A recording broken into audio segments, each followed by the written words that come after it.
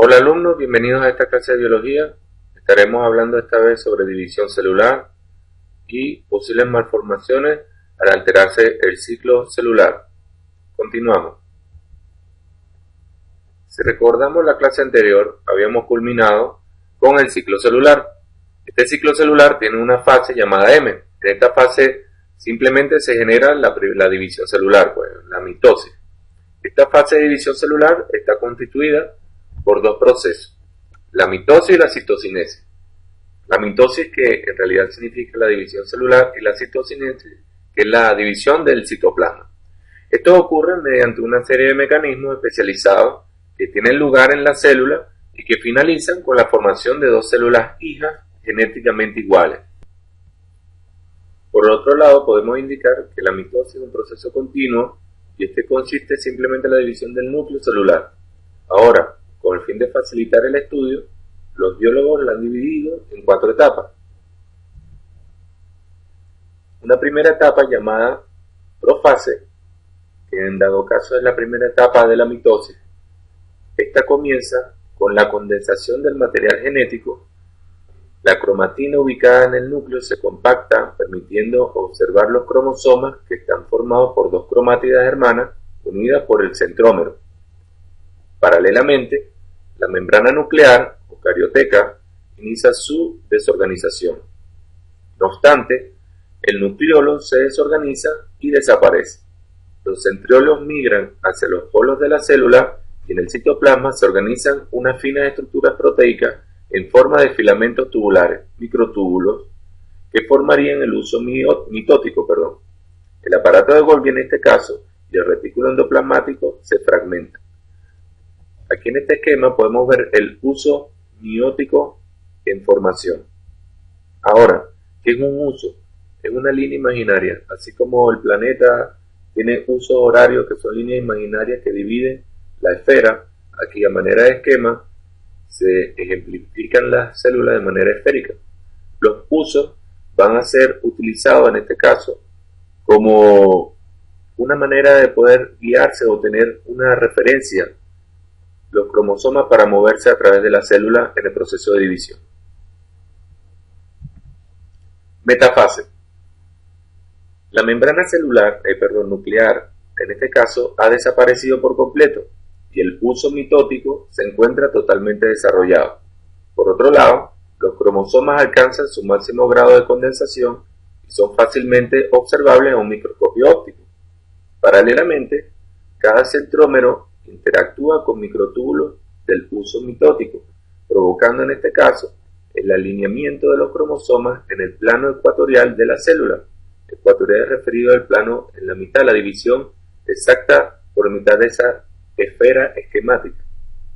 Ahora, en esta zona, los cromosomas están sometidos a dos fuerzas opuestas. Por un lado, existe la tendencia de los microtúbulos del uso mitótico, unidos al cinetocoro de cada cromosoma, a separar las cromátidas hermanas y por tanto la fuerza de cohesión que le mantiene unidas en el centrómero. Ahora, gracias a este fenómeno se genera la tensión necesaria para formar la placa metafásica, es decir, el alineamiento de los cromosomas en el ecuador celular. Seguimos. La anafase. Esta corresponde a la etapa más corta del proceso de mitosis. Los centrómeros que unen a las cromátidas se dividen y las cromátidas se separan debido al acortamiento de los filamentos del uso mitótico. Aquí en el esquema podemos ver ya la aparición de un polo celular y los cromosomas con una cromátida separándose del ecuador o la línea ecuatorial de, en este caso, nuestro esquema tipo esférico de una célula. Ahora, seguimos. Siendo las dos cromáticas que se forman, cada cromosoma se separa y se dirige cada uno de los polos opuestos. Ahora bien, la separación en este caso ocurre de manera simultánea. Los pares de cromátidas hermanas en la transición metafase y anafase es un momento crucial del ciclo celular, por lo que está finamente regulado. Por ejemplo, es muy importante que la cohesión se pierda en el momento adecuado. ¿Para qué? Para que la cromátida o cada cromátida pueda migrar a la célula hija correspondiente. Seguimos. Telofase.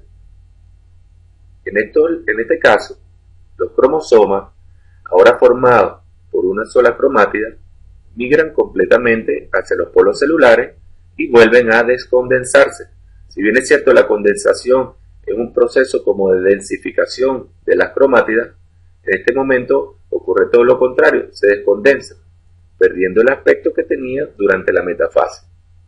Aquí, el uso mitótico comienza a desaparecer y se inicia la formación de la membrana nuclear alrededor de dos grupos de cromosomas en cada extremo de la célula.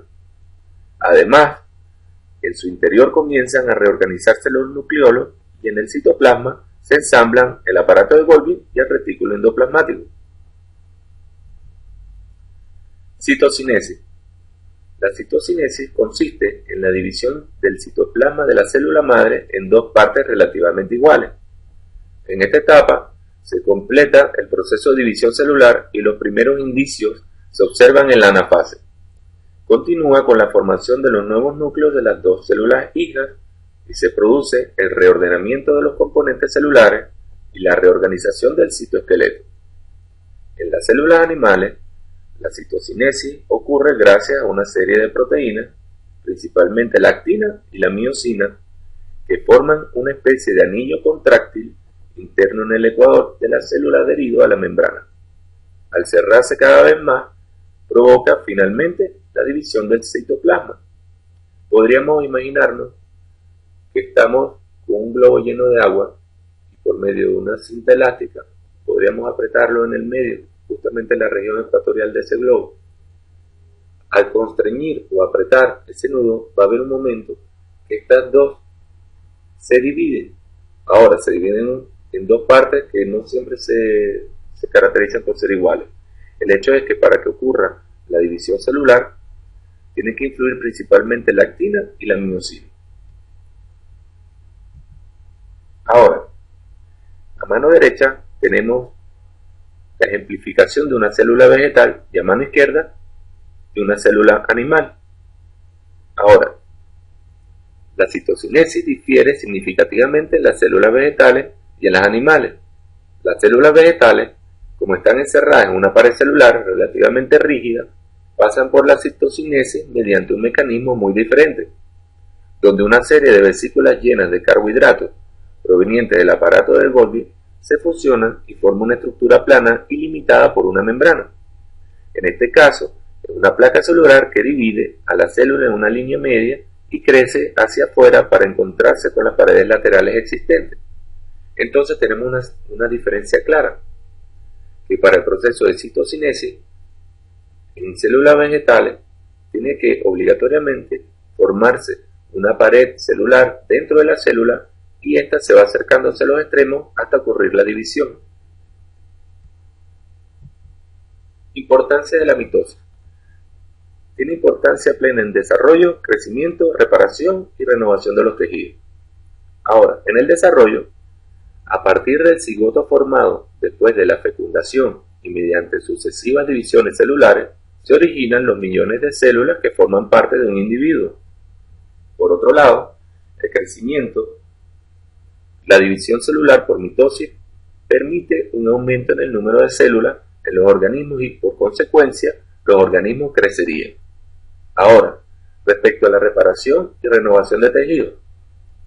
A diario, nuestro cuerpo pierde un gran número de células por diversos motivos. En ciertos tejidos, como la piel y los tejidos de revestimiento de algunos órganos, producto del roce se pierden a diario numerosas células. Cuando se produce una herida, se dañan muchas células que posteriormente mueren. Asimismo, en nuestro organismo hay células que tienen un tiempo de vida limitado, como el caso de los glóbulos rojos, cuya vida media es de aproximadamente 120 días nada más. Conversemos un poco sobre el cáncer. El cáncer puede ocurrir por un descontrol de la división celular. En ocasiones, las células sufren alteraciones del material genético, lo que provoca trastornos de diversos tipos. Estas alteraciones se denominan mutaciones y sus efectos en el organismo son muy variados. Si la mutación se produce en alguno de los genes implicados en la regulación del ciclo celular, el individuo puede desarrollar un cáncer. el que se caracteriza en este caso por la proliferación celular rápida y descontrolada. A mano derecha vemos la fotografía de la formación de un melanoma, que es el tipo más común de cáncer de la piel. Su aparición se ve favorecida por exposiciones prolongadas a la radiación ultravioleta. Con frecuencia, el primer signo de un melanoma es el cambio de tamaño, forma, color o textura de un lunar. Ahora, hay tumores benignos que son los que están restringidos en un lugar determinado y otros malignos que son aquellas cuyas células pueden invadir otros tejidos viajando en la sangre o en la linfa, proliferando y produciendo más tumores malignos. Este fenómeno se denomina metástasis y es propio de la mayoría de los tipos de cáncer. Ahora, protoncogénesis es un grupo de genes cuya función es estimular la división celular y que en condiciones normales está presente en la célula. Cuando se produce una mutación en algunos de ellos, se generan oncogenes o genes causantes de tumores, cuya expresión provoca un aumento descontrolado del crecimiento y reproducción celular. Ahora, los antioncogenes o genes supresores de tumores son genes que inhiben la división celular, ya que teniendo el ciclo o bien produciendo la muerte de la célula a manera de apoptosis, que la apoptosis es simplemente la muerte de la célula, a veces inducida por el ciclo celular. Aquí vemos en este esquema cómo ocurre la eliminación espontánea de células anormales por apoptosis, lo que previene el cáncer. Ahora, si vemos a mano izquierda, podemos ver diferentes agentes cancerígenos como virus, rayos X, radiación ultravioleta, tabaco y otros. Estos afectan a las células normales, produciendo una proliferación de células que podemos decir cancerígenas en este caso. Ahora, por eliminación espontánea de células o apoptosis, se previene la proliferación de estas células. Sin embargo, ya después de formarse el tumor local, podría existir una migración celular.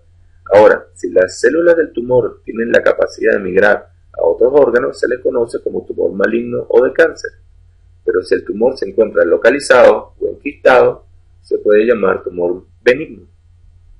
Benigno es porque no tendría la capacidad de emigrar hacia otros órganos, simplemente eso. Ahora, conversemos sobre la meiosis. La meiosis es un tipo de división celular exclusiva de los organismos que se reproducen sexualmente. En muchos protozoos, algas y hongos, la reproducción es asexual, es decir, por división celular simple o mitosa. Conversemos sobre la gametogénesis.